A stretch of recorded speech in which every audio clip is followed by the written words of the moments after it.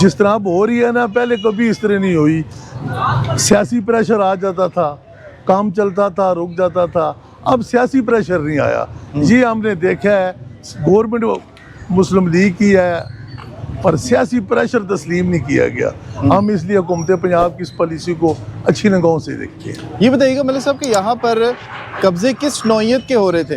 Videos तो हम दिखाते रहते हैं, लेकिन आपने हर तरह के कब्जे देखे हैं। अभी आप मुझसे जिक्र कर रहे थे कि यहाँ तो बाकायदा दीवारें बनाई गई थी और पूरी बाजार को कवर कर दिया जाता था, सड़कें भी बंद कर दी जाती थी। तो ज़रा बताएं ना हमारे देखने वालों को कि किस लेवल के कब्जे होते थे यहाँ पे। उस वक्त तो सोशल मीडिया भी नहीं था। जी, आपका कैमरा देख रहे हैं, मुझे बताने की तो जरूरत ही नहीं है। ये जो बल्दिया कर रही है, आप भी देख रहे हैं, मैं भी देख रहा हूँ। मैंने कहा है ना कि पहले ऑपरेशन हुए हैं, इस तरह का नहीं हुआ। सियासी मुदाखलत बर्दाश्त नहीं की गई इस मरतबा।